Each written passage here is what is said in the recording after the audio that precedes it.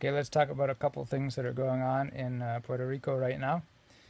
So, first thing you should know is there's a tax exemption. A loophole in the IRS tax code. The government of Puerto Rico basically made it so there's zero income tax and zero capital gains tax for new residents. So if you move there, say you're somebody with lots of money and you're normally paying 35% capital gains tax and 50 to 70% earned income tax because you're in the top tax bracket. If you move to Puerto Rico and you live there at least 6 months out of the year, and you donate $5,000 to a local charity, you get that tax exemption. So now all of a sudden you're saving ridiculous amounts of money. Now, a small subset of the local population, probably a minority of the university age SJW types, are really offended by this. And they're like, no, these rich people need to pay their fair share of taxes. And they're doing things like vandalizing white owned businesses. I think they've even attacked some white people. Some people have just disappeared. It's kind of a bad situation right now. There's a lot of them they're holding protests. They're saying a lot of really mean, nasty things online, right?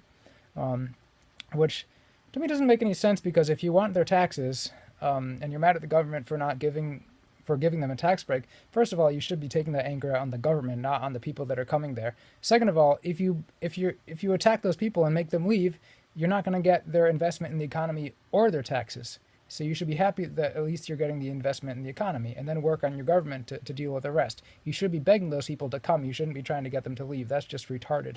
The other thing is that if I have a bunch of money and I say to you, okay, I can either employ you and give you this money directly, or I can give that money to the government, and 3/4 of it is going to get lost in graft and corruption and bureaucratic waste, and you might get a quarter of it back in the form of public services and roads and schools and stuff like that. So it's obviously a stupid trade-off.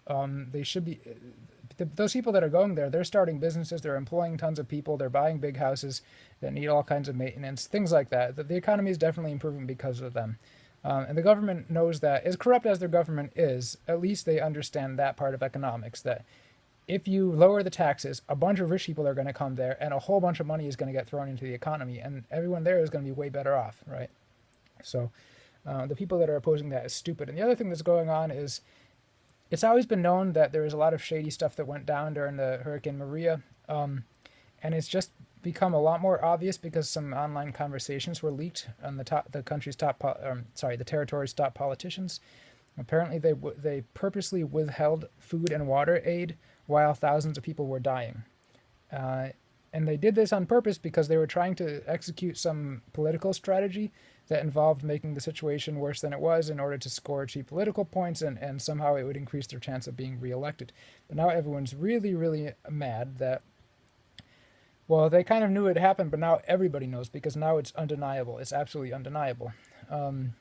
So if your government is so corrupt that they're doing stuff like that while thousands of people are dying, why do you trust them with the tax money of all these rich people that are coming into the country? Don't you want the rich people to just give you their money directly?